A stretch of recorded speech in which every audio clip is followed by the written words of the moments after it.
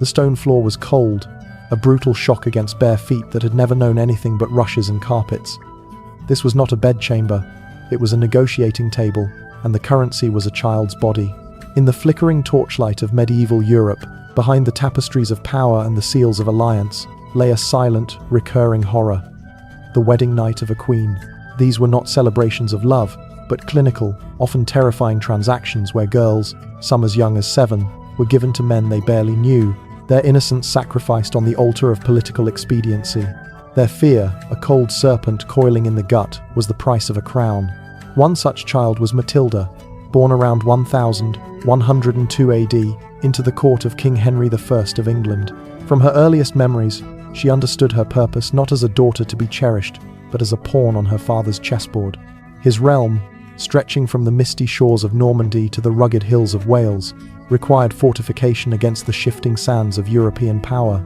The solution arrived in 1109 AD in the form of envoys from the Holy Roman Empire.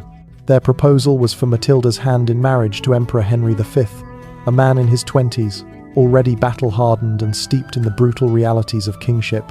The betrothal was sealed when Matilda was just 7 years old, and she was promptly dispatched to Germany, a land of dense, whispering forests and towering, imposing cathedrals. Placed under the guardianship of Archbishop Bruno of Trier, the young girl's life became a curriculum of duty. She learned the guttural tones of the German tongue, the intricate, measured steps of court etiquette, and the overwhelming weight of the crown that awaited her. She practiced Latin prayers and perfected her embroidery, all while a quiet, unspoken dread grew within her. What child could possibly fathom the intimacies demanded of a wife? What youthful mind could comprehend the surrender of her body to a stranger's touch, in a chamber where privacy was a myth, and witnesses often lurked behind curtains to confirm the union's bloody validity?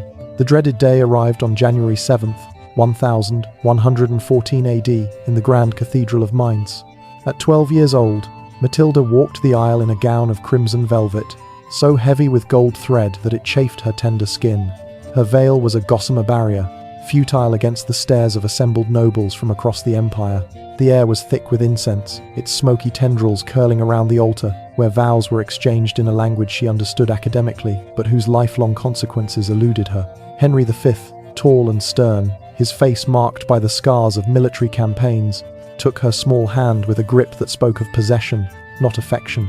The bells tolled, their echo a somber knell for the end of her childhood. The procession then led to the imperial palace, where a feast of roasted boar and spiced wine attempted to mask the underlying tension. But the pageantry was merely a prelude. That night, in a chamber adorned with tapestries depicting heroic conquests, the grim reality descended. Servants prepared the bed for the ritual that would prove her purity and his potency, a custom rooted in the era's obsessive need for legitimate heirs. Matilda's pulse raced, her breath turning shallow as the cold air raised goosebumps on her arms. The emperor, his breath heavy with mead, approached with the entitled air of a ruler accustomed to command. No chronicler recorded her tears or protests. Such vulnerabilities were erased from history's official pages, but the power imbalance was stark, absolute. A girl of 12, her body still slender as a reed, yielding to a man of 28. For the empire, this consummation sealed an alliance written in ink and blood.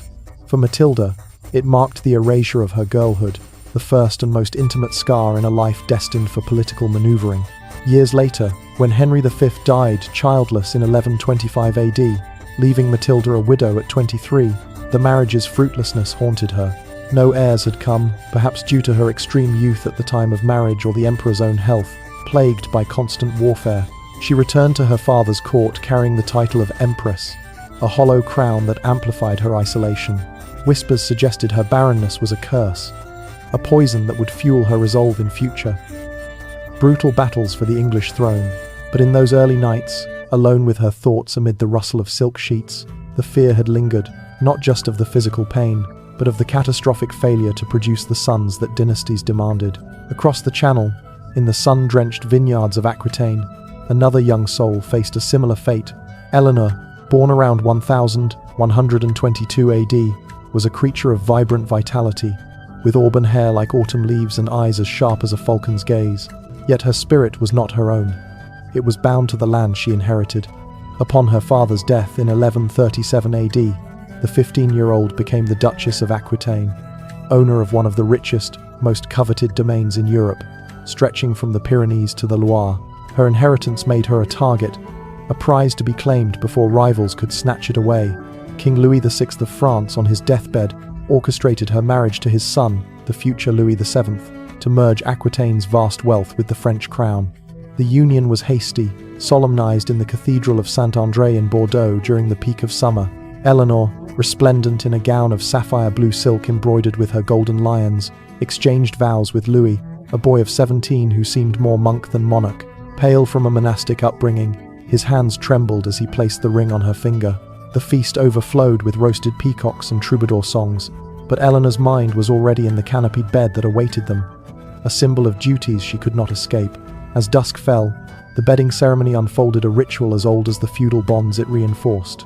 Priests blessed the mattress, and courtiers toasted the couple's fertility with goblets of hippocras, a spiced wine that burned on the way down. Eleanor's heart fluttered beneath her chemise, the fine linen clinging to her skin in the humid night air. Louis, awkward and inexperienced, approached with a hesitation born of deep religious scruples that viewed carnal pleasure as a sin. The chronicles hint at his reluctance, leaving Eleanor to navigate the night's intimacies with a mix of curiosity and deep-seated apprehension. The pressure was immense and immediate. Without sons, her position was precarious, her beloved duchy vulnerable to annulment or seizure. For years, the marriage yielded only daughters, fueling Louis's doubts and Eleanor's frustrations. In that first Bordeaux night, the fear was raw, the fear of a stranger's embrace, the weight of producing heirs in a world where a woman's worth was measured in sons, and the unspoken dread of the childbirth perils that lay ahead.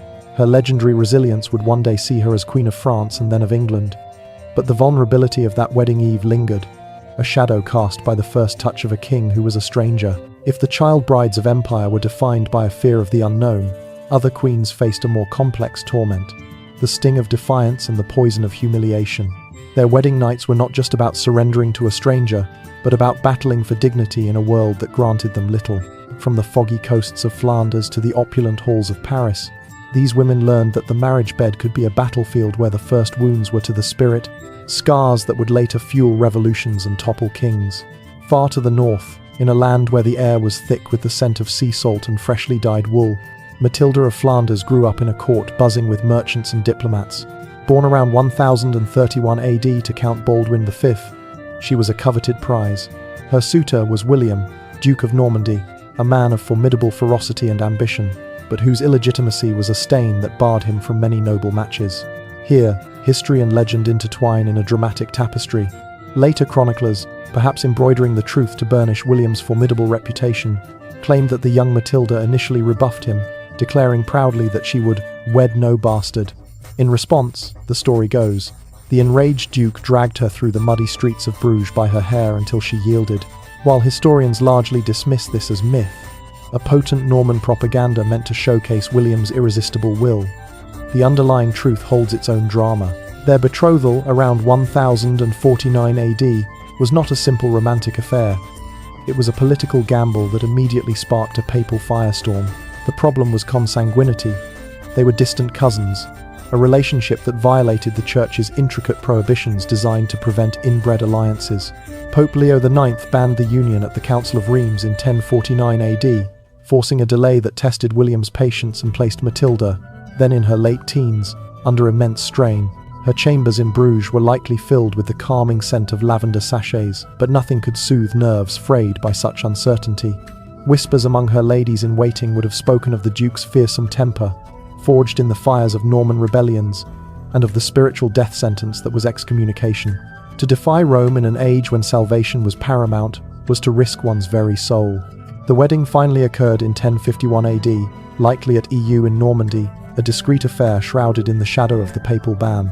Vows were exchanged in a chapel overlooking the Channel's churning waves, a fitting backdrop for a union born of defiance. That night, in a hall warmed by crackling oak logs, the consummation proceeded under the weight of ecclesiastical disapproval. Matilda's gown of soft Flemish linen would have provided little comfort against the reality of her duty. Her husband's calloused hands were a reminder of his warrior's life, but the fear that night was likely less of the man himself and more of the unknown consequences of their act. Would the Pope's curse render their children illegitimate, dooming the dynasty before it could even begin? This fear was so potent that William and Matilda eventually founded two abbeys in Caen, the Abbaye aux Ormes and Abbaye aux Dames, as penance. Finally securing a dispensation in 1059 AD, Matilda would go on to bear 9 or 10 children, her fertility a triumph over their initial apprehensions. But the wedding night's unease, born of defiance and risk, echoed in her later life, foreshadowing conflicts like the bitter quarrel over their son Robert Cathos, where familial bonds would again strain under immense pressure. Shifting east to the opulent heart of Paris, another Isabella entered the world around 1295 AD, a daughter of the powerful King Philip IV of France. Raised amid the grandeur of the Louvre, with its gardens blooming in spring and halls echoing with minstrels' lutes, she was the embodiment of Capetian grace, fair-haired, intelligent, and destined for a throne. Her marriage to Edward II of England in 1308 was designed to mend the frayed ties between the two kingdoms, particularly over the contested territory of Gascony. At just 12 years old, Isabella crossed the Channel in a winter gale, a journey as turbulent as the marriage that awaited her. The wedding on January 25th in Bologne's cathedral was a spectacle of light and scent, the nave filled with the aroma of frankincense and the glint of armoured knights. Isabella, in a gown of silver tissue and gauze, exchanged vows with Edward, a 23-year-old man of undeniable Plantagenet handsomeness. But the facade of royal bliss shattered at the banquet that followed. In a stunning public humiliation, Edward bestowed the most lavish gifts and his fullest attention not on his young bride, but on his favourite, Piers Gaveston. The Gascon knight was seated beside the king, treated as the guest of honour, while Isabella was sidelined, her uncles seething at the insult. The message was chillingly clear. She was a political necessity, but her person was irrelevant. This profound humiliation seeped into the wedding night, poisoning the chamber that should have been a sanctuary. The room was warmed by braziers glowing with charcoal, and attendants performed the bedding ritual, drawing the curtains around the four-poster bed as priests murmured blessings. But Isabella's fear here was different from Matilda's. It was the cold dread of indifference. Edward's touch was likely distant, his eyes perhaps envisioning another. Chronicles noted his overwhelming preference for Gaveston, hinting at a lack of ardour that left the marriage unconsummated that night, or at the very least, emotionally barren. For a young queen, whose entire power and security depended on producing an heir, this was a catastrophe. Her body was now an object of state scrutiny, and her husband's disregard placed her in a position of terrifying vulnerability. The political whispers began immediately, amplifying her isolation. This early humiliation, however, did not break Isabella, it forged her. The scar tissue from that wedding night became a weapon. Years later, after bearing Edward a son under what must have been strained circumstances, her resentment festered into a cold, calculated fury. Sent to France on a diplomatic mission in 1325, she refused to return, fearing assassination by Edward's new favourites. Instead, she assembled an army, allied with the exiled Roger Mortimer, and invaded England in 1326, masterminding her own husband's deposition and murder. The neglected child bride transformed into the she-wolf of France, a player of the most ruthless kind.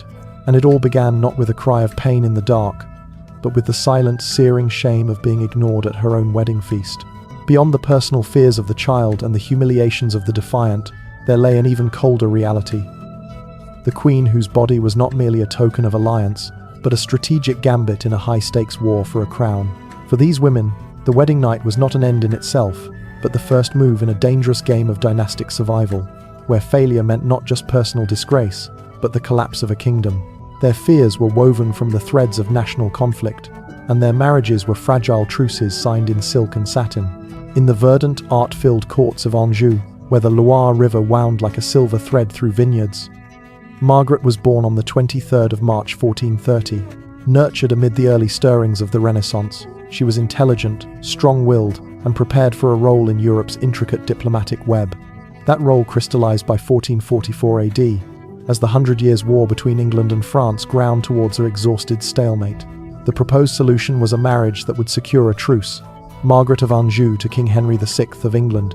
She was to be the human seal on a fragile peace, her dowry less important than the political promise she carried. At 15, she embodied an entire nation's hope. Her arrival in England in April 1445 was met with cheering crowds, but beneath the celebration lay an undercurrent of intense scrutiny.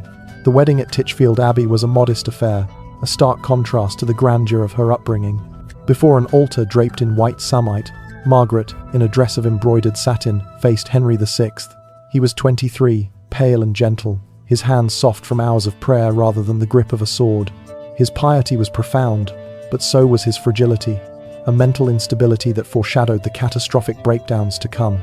The feast featured elaborate sugar sculptures of lions and eagles, but the air hummed with political tension, the truth she represented as delicate as the sugar subtleties. That night, in the abbey's guest quarters, the air scented with beeswax and strewn herbs, the consummation proceeded under the weight of this immense political burden. Henry's touch was likely hesitant, his approach tempered by his saintly abstractions and burgeoning mental frailty. For Margaret, the fear was multifaceted. It was the fear of a foreign land, of a husband whose mind seemed already half lost to heaven, and the terrifying, singular imperative to bear a son. The future of the Lancastrian dynasty and the stability of the entire English crown rested on her ability to produce an heir. The pressure was suffocating. For years, no pregnancy came. The court whispers grew from a murmur to a roar, each passing month a public condemnation.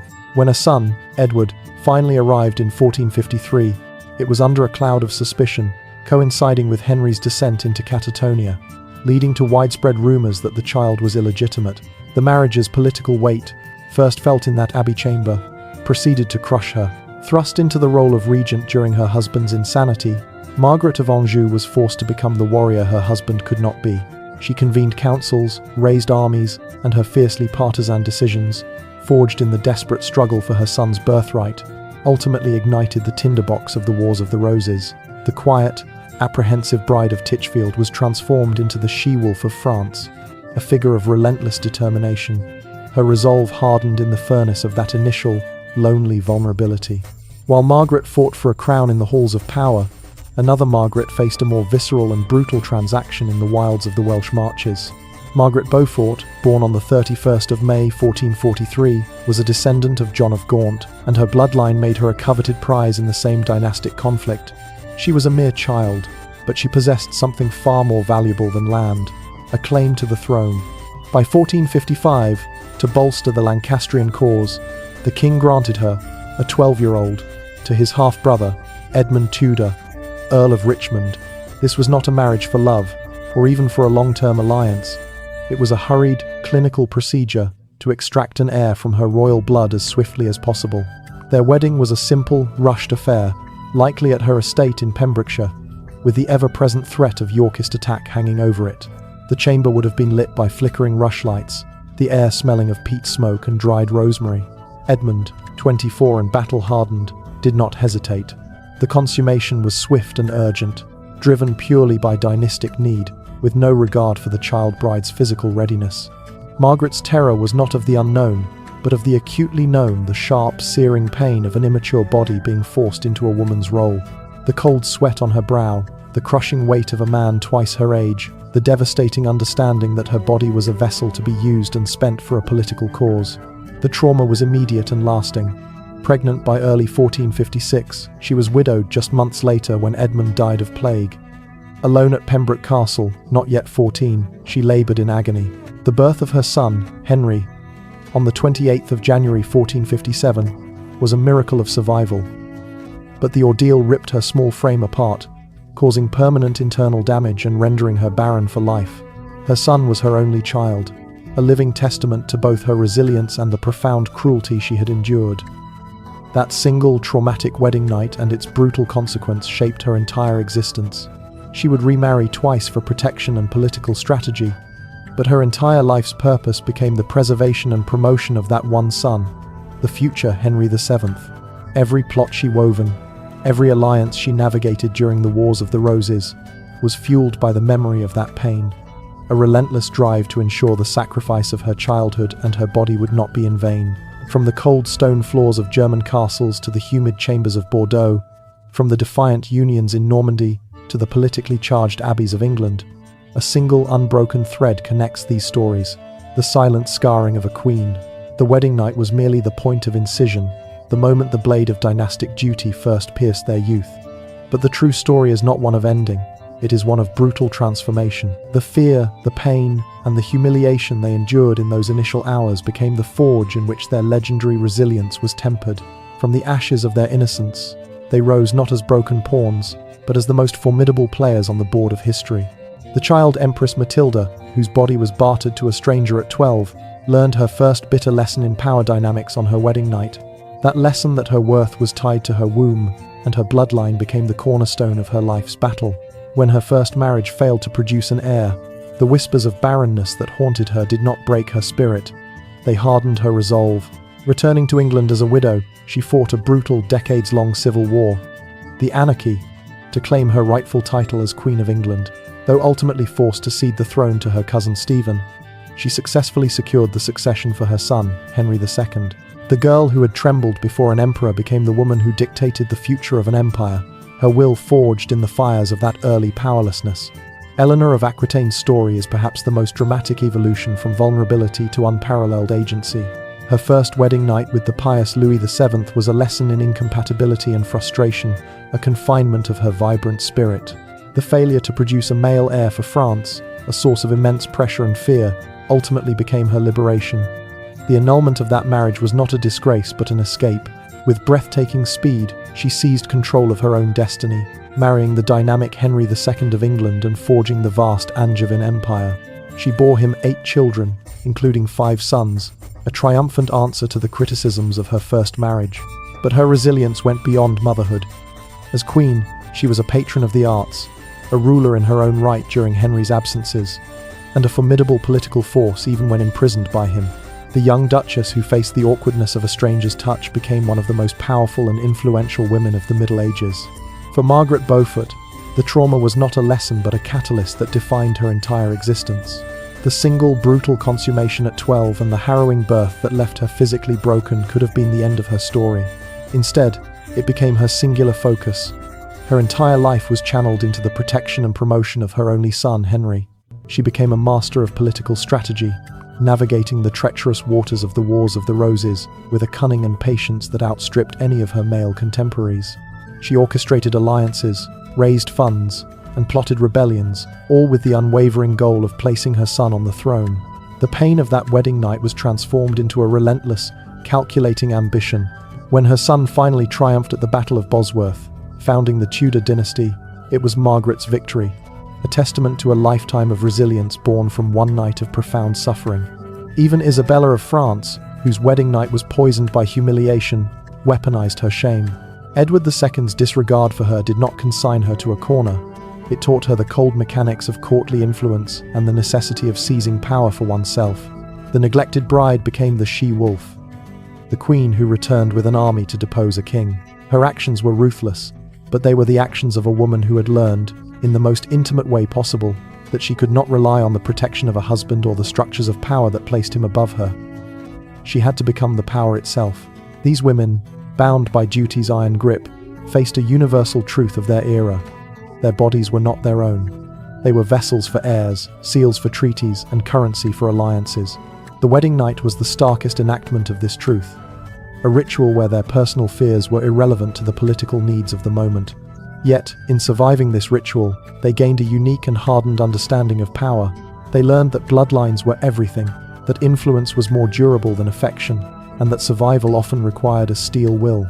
Their legacies echo through the centuries, not just in the kingdoms they built or the dynasties they founded, but in the very concept of female power.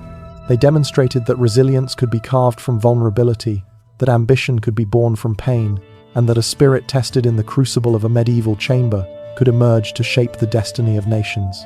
They remind us that history is not just written in the treaties signed by kings and the battles won by generals, but in the quiet, defiant heartbeat of a queen in the dark, choosing to survive, and then choosing to conquer.